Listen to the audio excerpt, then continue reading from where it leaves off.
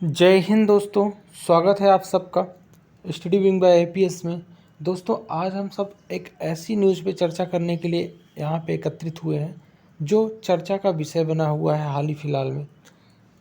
बात कर रहा हूँ मैं, अब कोई खून की कमी से नहीं मरेगा। जी हाँ, शीर्षक मेरा यही था कि अब कोई खून की कमी से नहीं मरेगा।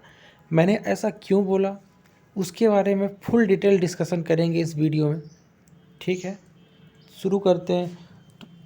मैंने बोला कि कोई खून की कमी से नहीं मरेगा। पहली बार लैब में तैयार हुआ खून, जी हाँ, पहली बार मनुष्य के शरीर से अलग लैब में तैयार हुआ खून। क्योंकि अभी तक मैं आप लोगों को बताता था कि खून जो है मनुष्य के अस्थि मज्जा यानी बोन मैरो में तैयार होती हैं खून की सेल्स। लेकिन अब ब्लड सेल्स को वैज्ञानिकों ने, वो भी ब्रिटेन के वैज्ञानिकों ने, मनुष्य के शरीर से बाहर तैयार कर लिया गया है। क्या प्रोसेस है, कैसे किया है, आइए पूरी डिटेल देखेंगे। ठीक है, क्या क्या देखेंगे इस वीडियो में कि कितना असरदार है, किसने बनाया है, कैसे बनाया है, ट्रायल कब तक हो गया कि नहीं हुआ, इन सब के बारे में देखेंगे। सबसे पहले मैं इसके बारे में थोड़ा ब्रीफ डिस्कशन देखता हूँ। देखो, पहली बार वैज्ञानिकों ने लैब में ब्लड तैयार किया है। ट्रायल के दौरान लैब में तैयार किया गया जो ब्लड है इंसानों में भी चढ़ाया गया है, यानी ट्रायल ले लिया गया है। ट्रायल कैसा रहा, सफल रहा है ट्रायल। हालांकि अभी तक बात करूँ तो ब्रिटेन में हुए इस क्लिनिकल ट्रायल में कैम्ब्रिज यूनिवर्सिटी सहित कई संस्थानों के वैज्ञानिक और विद्यार्थी शामिल थे। ठीक है, बात करूं तो लैब में जो ये ब्लड तैयार करने के लिए क्या किया गया है, तो इंसान की जो ब्लड की मूल कोशिकाएं हैं, जिसको आप स्टेम सेल बोलते हैं, यानी मूल कोशिका जिसको आप मदर ऑफ ऑल सेल या स्टेम सेल बोलते हैं, उनकी मदद से ब्लड तैयार किया गया है आपका लैब में। ठीक है, तो इस ब्लड को तैयार करने के बाद 2 इंसानों पर चढ़ा भी दिया गया है, जिन्हें 5 से 10 ml तक चढ़ा के टेस्टिंग की जा रही है। ठीक है, मैं बात करता हूँ कि ब्लड जो है लैब में ये तैयार कैसे हुआ। भाई साहब, आपके मन में ये सवाल उठ रहा होगा। तो देखो, ब्लड जो तैयार हुआ है इसको हम 3 स्टेप से समझेंगे कैसे हुआ है। पहले स्टेप की मैं बात करूंगा तो डोनर के ब्लड से क्या किया गया है, कोई मनुष्य के ब्लड से स्टीम सेल को निकाल ली गई है, यानी एक सेल से स्टीम सेल यानी कोशिका के अणु निकाल लिए गए हैं। और एक रिपोर्ट के मुताबिक अगर मैं बात करूं तो लैब में जो ब्लड तैयार करने के लिए सामान्य डोनर से जो है 470 ml ब्लड लिया गया है, लगभग 2 यूनिट के आसपास। और उसमें चुंबक की गोलियों की मदद से उसमें से स्टेम सेल कोशिकाओं को अलग करके जो रेड ब्लड सेल्स बनाने के लायक हैं उनको निकाला गया है। यानी कि लगभग आधा लीटर ब्लड निकाल के उनमें से चुंबक की गोलियों की मदद से स्टेम सेल कोशिकाओं को ब्लड से अलग करके निकाला गया है, पहले स्टेप में। दूसरे स्टेप में क्या किया गया है, 5 लाख लगभग स्टेम सेल से 5,000 रेड ब्लड सेल बनी हुई है, आपको पता होना चाहिए। तो लैब में जो स्टेम सेल कोशिकाएं हैं उनको बड़ी संख्या में विकसित किया जा रहा है, इन्हें रेड ब्लड सेल्स बनने में तैयार किया जा रहा है। यानी कि स्टेम कोशिका से लाल रक्त कणिकाएं बनाए जाने की प्रोसेस की जा रही है। इस प्रोसेस के 3 हफ्ते का समय लगता है, यानी कि आपका स्टेम सेल से जब लाल रक्त कणिकाएं बनाएंगे लैब में तो 3 हफ्ते का समय लेगा। इस दौरान 5 लाख स्टेम कोशिकाओं से 5,000 करोड़ रेड ब्लड सेल्स बनाई गई, यानी कि 5 लाख स्टेम सेल निकाली गई, जिसमें से 5,000 करोड़ लाल रक्त कणिकाएं स्टेप 2 में बनाएगी।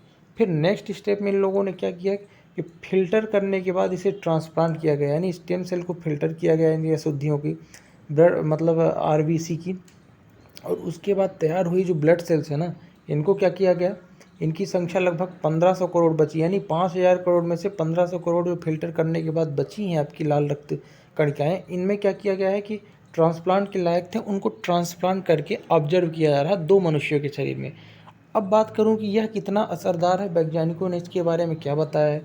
तो असरदार की बात करूं तो दुनिया में कुछ ऐसी बीमारियां भी हैं जिन्हें मरीजों ने समय समय पर ब्लड चढ़ाने की नौबत आती है। आपको पता ही होगा, डेंगू जैसे बहुत ब्लड प्लेट्स कम हो जाती हैं, तो जैसे सिकल सेल या एनीमिया, ये सब जो बीमारी हैं, ब्लड के बिना आदमी की मृत्यु भी हो जाती है।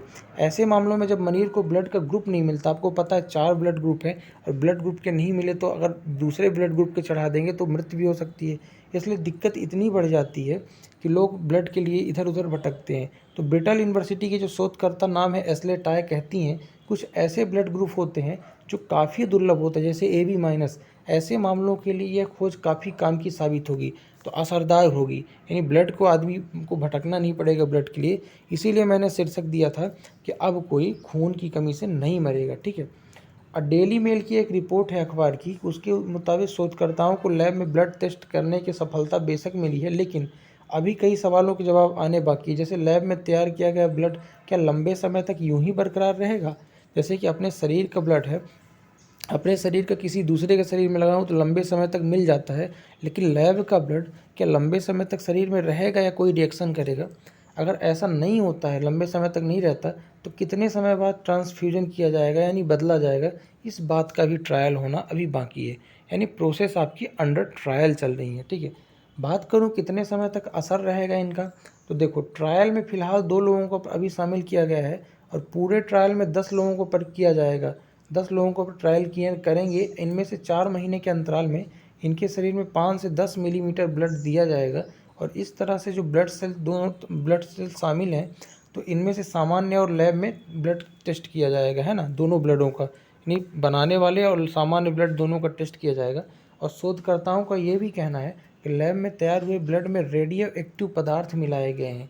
अब रेडियो एक्टिव पदार्थ क्यों मिलाए गए हैं? क्योंकि इस पदार्थ की मदद से यह पता चल सकेगा कि शरीर में कितने समय तक रेड ब्लड सेल बरकरार रहेंगी। ठीक है, यानी रेडियो एक्टिव पदार्थ से ये पता चलेगा कि जो बनाई जाने वाली लैब में ब्लड सेल्स हैं कब तक शरीर में रहेंगी। तो वैज्ञानिकों का यह भी विश्वास है कि यह सामान्य ब्लड के मुकाबले कहीं अधिक समय तक बरकरार रहेंगी। सामान्य तौर पर बात करूं तो रेड ब्लड सेल जो है 120 दिन रहती हैं। सामान्य जो रेड ब्लड सेल्स होती हैं, अपने लाल रक्त कणिकाएं, उनका जीवन कितना होता है? 120। श्वेत का 20 से 40 दिन होता है। तो 120 दिन तो सामान्य का होता है, लेकिन इनका कितने दिन होगा ये देखना है। तो इसके बाद नई कोशिकाओं को रिप्लेस कर देती हैं सामान्य वाली, तो ये वाली वैज्ञानिक बोल रहे हैं कि ज़्यादा समय तक रहेंगी, यानी कि इंसान ज़्यादा मजबूत हो सकेगा। ठीक है, लगभग 200 या 300 दिन तक। तो ये अभी यहाँ पे ट्रायल चल रहा है इनका, और आशा करता हूँ कि ये चीज़ें हो जाएँ, क्योंकि इससे क्या होगा कि खून की कमी से कोई किसी की मृत्यु नहीं होगी और बहुत सारी समस्याओं का सॉल्यूशन मिल जाएगा, है ना। बहुत सारी प्रॉब्लम है, जैसे प्रेगनेंसी हो गई, किसी की बीमारी, डेंगू, मलेरिया, जो भी बीमारियों में रक्त की कमी होती है ना, वो सब पूर्ण होगी और कहीं भटकना नहीं पड़ेगा।